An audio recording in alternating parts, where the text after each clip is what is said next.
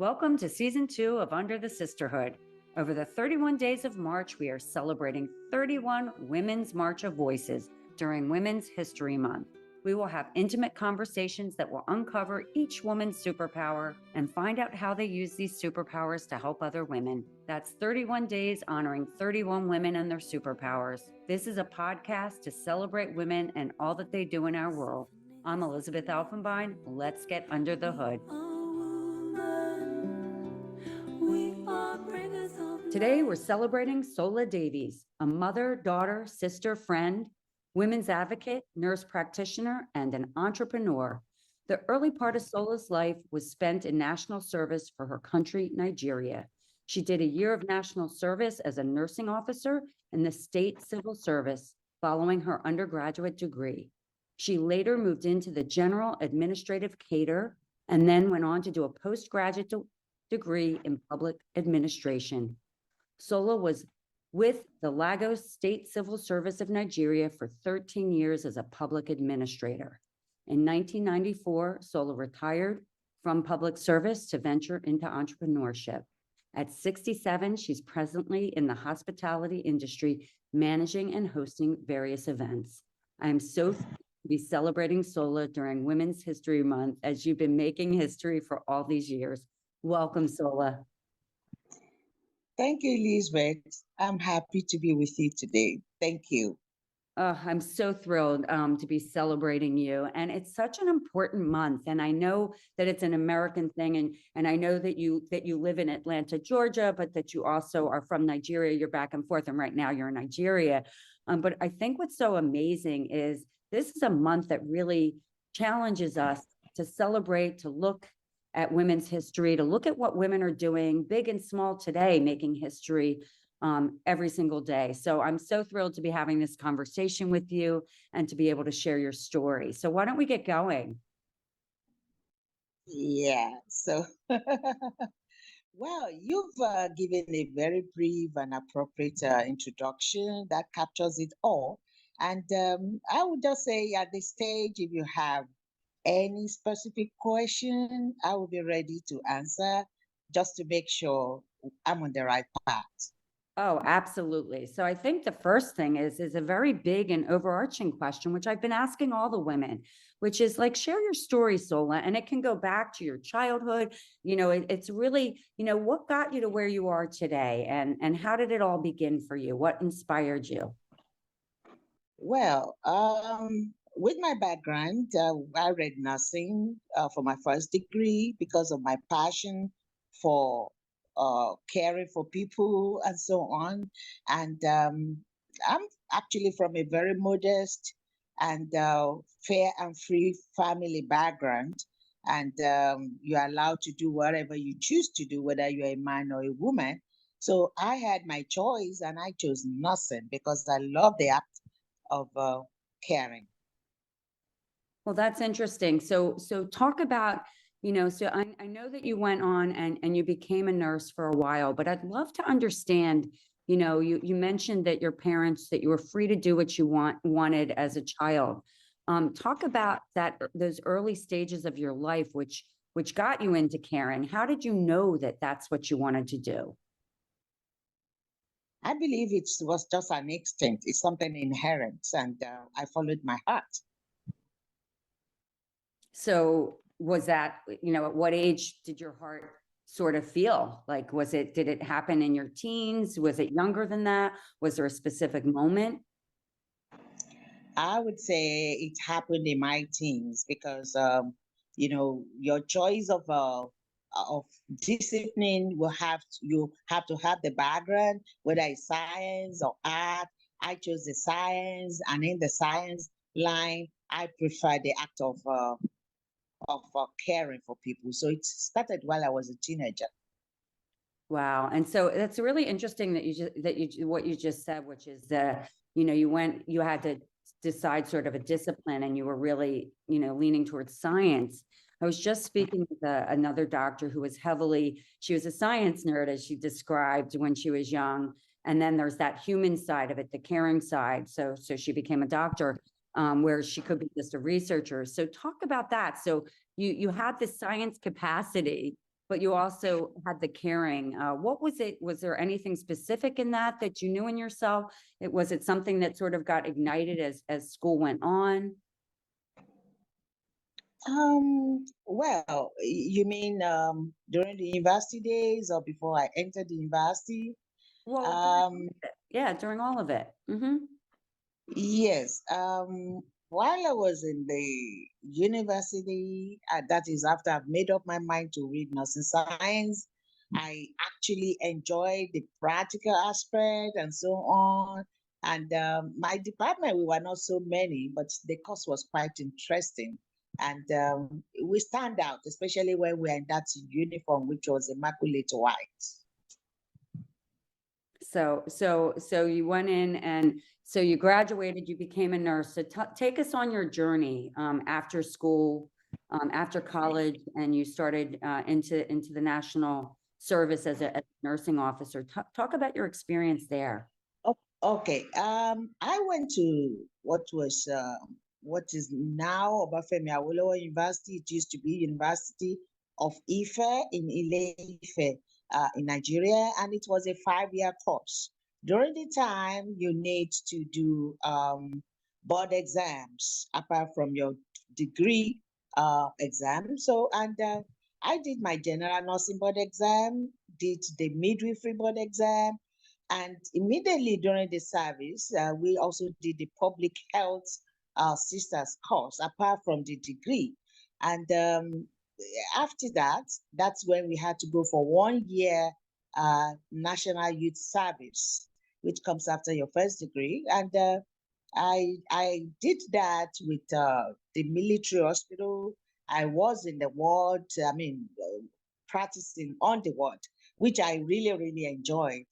But in actual fact, when I finished and I still wanted to do the nursing aspect of it, at least for a while, but I didn't have a good experience concerning that. No, they were not ready, maybe because of what was obtaining then. The people with a college degree in nursing were not really accepted at that time. So getting an appointment was difficult. They tell you they don't know where to fix you. So you are in a dilemma. You've taken your board exams, you've taken your college degree, and here is your professional body saying they don't have a place to fix you. So in actual fact, I said, well, I'm too young to have a rift with anybody at this stage of my life, and I know I can be good in other areas as well. So that was when I opted to go for the general administration, which I did very well. And at the same time, we had to do competitive exam to actually cross into the public administration cadre, which I did and performed excellently well.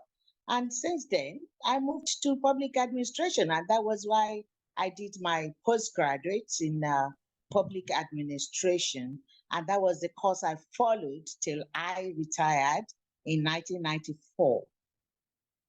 So if I can interject, I just want to go back to early in your career, which is you leave college, you have this nursing degree, you spend 5-6 years, you get all of these, you pass all these exams, you go out and you try and get a job in your country, and you are so well certified, if you will. You're great applicant for these jobs, but they have no place for you. A little bit about what was the nursing field like back then in Nigeria that they didn't have places? Because I think that we had this conversation before, and I think it's really interesting that women who were highly educated and with various degrees, couldn't find work. So talk a little bit about that, if you would. Okay, if you look at other professions in the medical area, the doctors, the pharmacies, lab, everybody started with a diploma before they graduated to, they started the degree, the college or something. But I think nursing was a bit backward. They were not ready to move to the college or something. And that created a problem. We have majorly people with diploma in nursing, and for young people now coming with college degree, it wasn't really acceptable at that time. So I think that was a problem. So were they having just people, I mean, I don't even know how to describe it. Is it random people off the street just applying for the job without the certification, the degrees to actually perform the nursing? How were they supplying? Who was doing the nursing? If it wasn't, the people who were educated with nursing degrees? No, everybody. Okay, like in the US now, you have is it nursing assistant? You have LPN, you have RN, and you have that was they had majorly people that did 3-year course in nursing, and they passed the board exam. And for we to have a degree, they also enforced or made sure that we had to do the board exam because they believe it was more practical, which we did. And we did all the board exams in midwifery, general, nursing, and public health. But you can understand, they didn't really understand that nursing had to move from the diploma, ordinary diploma level, to the degree awarding the nursing. But thank God, everything has changed now. Everybody recognizes degree, college degree in nursing. That's what is reigning now in Nigeria. That's fantastic. I mean, that must have been hard being young, coming out, bringing your science and your humanity, that desire to care for people, and not being able to, having that 1 year of bad experience, which, changed your trajectory, right? And so really interesting. So you started to say that you went into public service after that, and you spent 13 years. Tell us about that experience, and what was it like being a woman in public service in Nigeria? I would tell you I enjoyed it because when we were in the general admin pool, you are not limited to just one department. You are taken from one department to the other, so that gives you various experiences, and I enjoyed it. What type of experiences did you have? Like, so, Yes, I think I started with the cabinet office where I was in charge of gazetting all statutes and things in the state, which I enjoyed. From every department in the state, everything will have to pass through my table to make sure it's gazetted. That's when it becomes the rule. Then after that, I think I went to monitor parastatal monitoring department, whereby all parastatals, that is those that are not in core admin, those who are in parastatals of ministries, they report to that department. So it's like a coordinating department for the parastatals in Lagos State.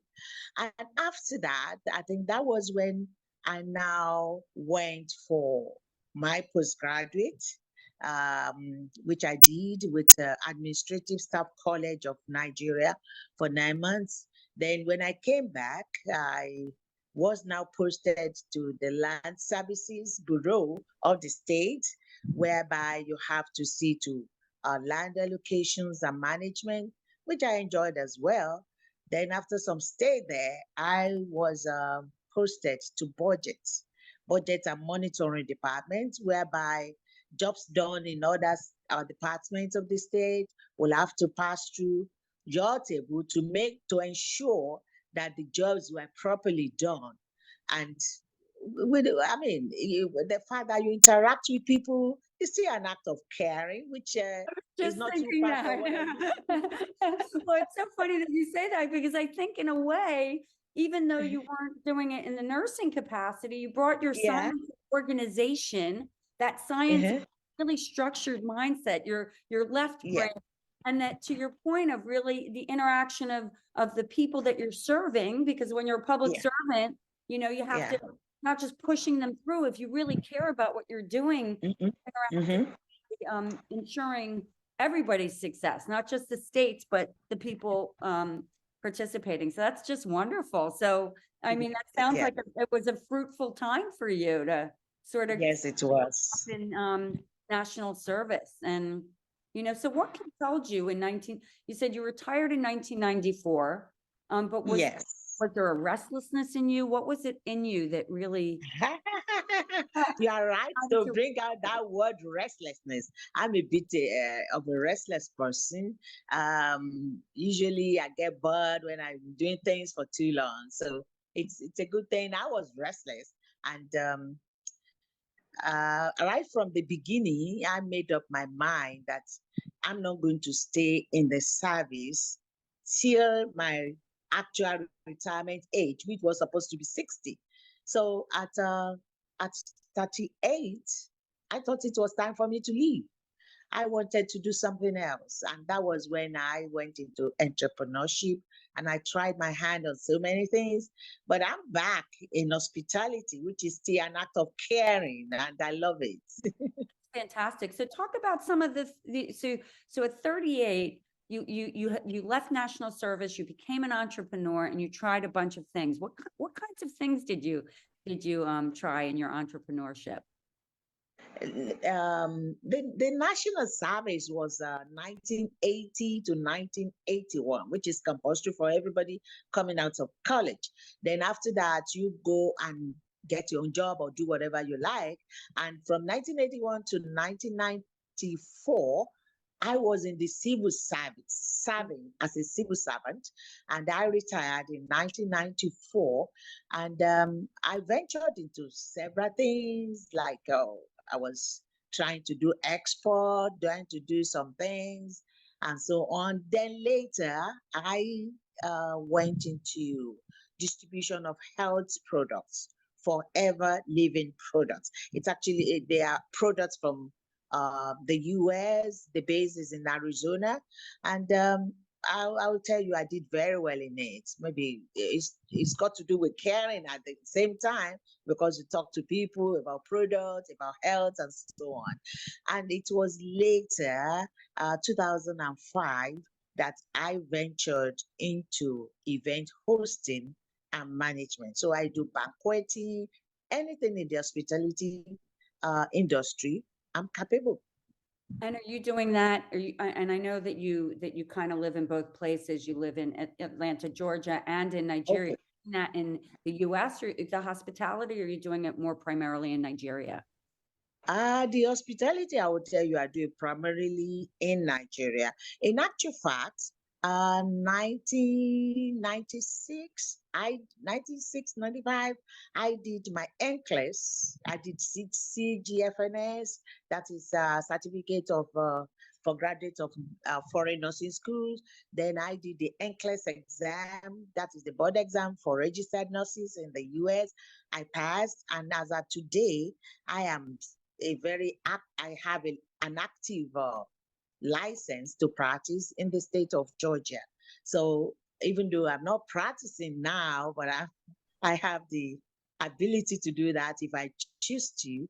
But yeah, at the same time, I'm getting close to semi-retirement, so I'm trying. I'm trying to make life more comfortable for myself, but I can operate either in Nigeria or in the US. But my hospitality business is presently in Nigeria. That's fantastic. Well, I love the fact that you're, it's not by coastal, by country. But I think what's interesting, I think it's interesting that you've got your business where your roots are from. And I think that you're practicing, that you have your license to nurse registered Mhm. in Atlanta, Georgia. And I think that they would be really lucky to have you practicing there. And that's always a nice thing. I mean, for you to keep that up at 67 years old, you haven't practiced since what, you're like 20 in your 20s, right? When you left to go into public service. So that's really remarkable actually, because that's over 40 years to keep your license going means you have to take all the certificates. Yes. I don't know if that's an annual thing every 2 or 3 years, but I know that you have to stay certified. Yes, after the board exam, I mean, once you become a registered nurse in the state, we still do on 2 yearly affair, we do what we call continuing education exams. So Exactly. I do exams every 2 years to make myself active. Yeah, well, I think that's fantastic. I mean, it's great that you have that. I don't know why. It's clear that you're keeping that in the back, your little arsenal. You can always be a registered nurse. And, and I think that that's such a wonderful thing because clearly in your heart, back to when you were a kid, you felt it in your heart. You were moved to care in your heart. You said, and I followed my heart. So you're following your heart. You still have that ability to do that. So maybe the state of Georgia will get lucky to have you doing that. So, I hope so. yeah. Well, I mean, it's up to you. I'm sure the opportunities will be there. So the next question is really about your superpowers. When you think Sola, and I know it's really hard because I don't think women sit and think, oh, what are my superpowers? But I'm asking you to share with the world, what would you say your superpowers are? And again, I say plural because we have many superpowers. In what respect? Superpower in what respect? Well, it can be in any respect. It can be superpower, it's how you look at yourself. What do you think the greatest things about you are? The things that define you, that make you you. Well, I think my background impacts on my general attitude now because I'm from a family that believes what a man can do, a girl can also do it. So we have that freedom to choose, the fact that you don't feel, oh, I'm a lady, I cannot do this or that, or I should not do this. There's no limitation. The fact that I was never limited it makes me feel happy. I'm free. So anything I choose to do, which is of interest to me, I can go for it. So to me, that's power. So it's now left to me to achieve whatever I want to do. Because from my background, I've never been limited. And I went to co-education school. I was in the boarding house, boys and girls. So to me, I see a boy who is a friend as also the same thing as a girl. So I find it difficult to see the difference. So the sky is just the beginning when it comes to achievement, except if I don't want to go for it. That's it. That's a good power, I think. So I think it's interesting that you say that. So you didn't define it as necessarily one word, but your superpower is that you have the wings to be and do because of what you came from. You have these wings to do whatever you want, and you don't feel limited by any No. or any situations that society might place on you. And I think that's an amazing. I mean, it's remarkable to think here you are at 67, you back in Nigeria. In your time growing up, you came from what would appear to be a very progressive family who gave you those wings, who gave you that runway and said, Sola, you be you, you do what makes you happy and you find fulfillment in it. And I think that when you're given those kind of, if you have to have that restless nature, inherently to go out and do it. But when you're given that sort of runway to be, you're right. That is an amazing superpower because you either take it, you use it and you make choices accordingly. So what would you say your second superpower is?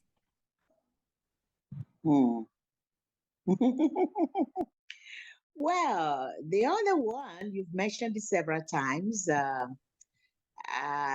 In a way, it can be a limitation. I mean, you may not like it, but in another way, it prompts you. My restless nature. It makes me to have the ability to explore and not to be afraid to just to go into any field. That's it. That's another power. Actually, I think it's a fantastic answer. Nobody's used the word restless, and I can relate to that. Your restless nature allows you to do, it gives you so much capacity to do so many things because when you are restless, you just keep going. What's next? What's next? And so I think it's a fantastic superpower. And, I mean, clearly you've done all these different businesses, you've been in public service, you are still a nurse, a registered nurse after over 40 years. I mean, it's fantastic. And I think that I can speak for myself that I know, part of what makes us great and makes us do is having that little bit of restlessness. We're ignited, we're activated, and that helps us move forward with whatever it is we choose to do. So I think that's a wonderful quality. Any other, well, you have many more superpowers. Do you want to offer a third?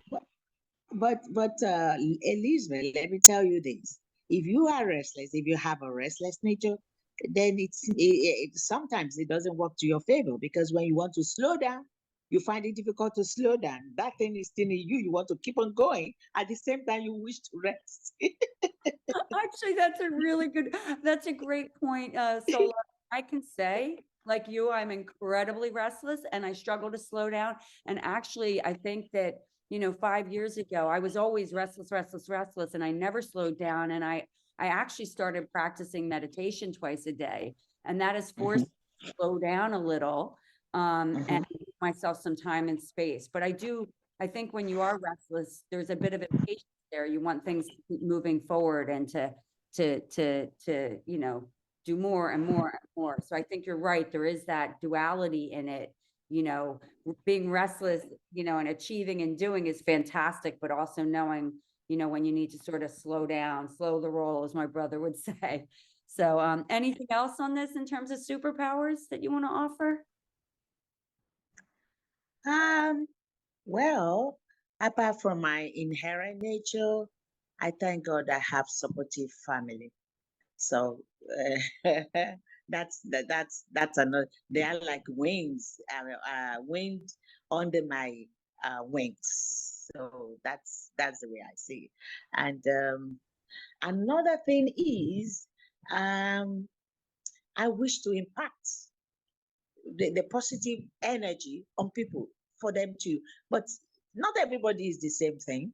Even though you wish to say, oh, can you do this? Can you do that? It seems I'm too fast for some people, but I want to impact them positively to make sure that somebody does something that's you won't be in want if you do something good at a time. So the willingness to impact, Mm. I'll see that too as a positive drive. Superpower. Yeah, I like making an impact. And it's interesting, you know what, Sola, the truth is that all people, people are different and they're motivated by different things. And I think, to go out and positively impact, I mean, I'm a big into being a change agent and bringing my positive energy and trying to create some change and do all these good things. But you're right, you can't, it's you can lead a horse to water, but you can't make them drink. So I think that's an interesting challenge, but I don't think, when you're that type of mindset where you want to have and affect change positively, I think that you can't stop being that person. So it's a wonderful quality. Now, this other question is, how do you use these superpowers? So you talked about being restless, you talk about wanting to impact people positively. And you talked about the freedom to make choices and have these wings and the wings under the wings. How do you use these superpowers to help other women? Yes. I will tell you the truth. I'm still looking for an avenue apart from just impacting family members or friends and so on, which may not necessarily have the type of push that I have. I wish I can spread the wings to impact women in every part of the world my own little way. That's a beautiful answer. The thing I'd say, Sola, that's really interesting to me about that is that we don't realize often, we women don't realize that every action we take, everything we do, every restless nature, the freedom to make these choices, the building the strong families, we are role modeling every single day, every single minute of the day. If we show up as the best selves and go out and role model that, you are making tremendous impact. You are showing the younger generation that you too can do these things. Oh, and by the way, you might want to be an entrepreneur today. You might have a nursing license, keep your registered, keep doing your certifications every year, your continuing education, because you never know when you might want to go back to that. That is role modeling. So I think that you aren't really recognizing that you are doing so much every day just by being you on behalf of women. And if it is only in your family, or if it is in your family, your community, your country, when you go back to your country and you do these events and you celebrate these people, you're doing amazing things. I mean, so that's fantastic. That's really wonderful. Thank you so much. So this is, we're coming to a close, and I really I love these conversations, and I hate the ending, but this one is a wonderful question. Today, Sola, this is your platform to give a message to women all around the world, of all backgrounds, of all ages, and of all cultures. What do you want to say to women? What would your message be? Well, for those, I don't know, I think there must be a form of category depending on the cultural background, the country, the tribe, and so on. Not all women are free. And for those who are free, I want us to maximize the opportunity and also to let other people know, or the others in the other group who are not that free, that they are not alone. We are with them, and we want them to be free as well. And it doesn't mean that we are working against the men, but the freedom of choice, which is necessary for every human being. That is so beautiful. And I thank you for honoring and really acknowledging that, not all women are free. And so we are there. You are not alone. We are, I guess, dare I use the word fighting for as much equality as possible every day. And so that's a beautiful message. Is there anything else, Sola, before we end our conversation today? Well, I wish under the sisterhood the best, because you are fighting the cause of women, and it's something that we should appreciate. So I commend your efforts, Elizabeth. Oh, thank you so much, Sola. I mean, this creating Under the Sisterhood it's a passion project of mine. It means so much to me. And I have to tell you, I leave every conversation with each woman with goosebumps. My cup is overflowing. We come from such different, diverse backgrounds, different experiences, but we're all women. And we all are fighting for the sisterhood, for each other, to lift each other, and we have to start within. And then when we feel good within, we can do and really support women outside of ourselves. And I think, it's just been a wonderful experience. And, I have no intention of stopping. This sisterhood is going global, and we're going to do so much good together. So thank you so much. And thank you so much for your time, for sharing your story, and happy Women's History Month. International Women's Day is on the 8th, and we'll be celebrating women. So thank you, Sola. Thank you, Elizabeth. Thank you. Thanks for listening to Under the Sisterhood. If you haven't already, please give us a quick rating and review on Apple or Spotify. And make sure to follow us on Instagram, Facebook, and LinkedIn so you can hear from more amazing women. This podcast is created and hosted by Under the Sisterhood LLC and Elizabeth Elfenbein, produced by Elizabeth Elfenbein and Zach Slaff, and edited by Zach Slaff. The music is by Ayla Schaefer, her song, Rose.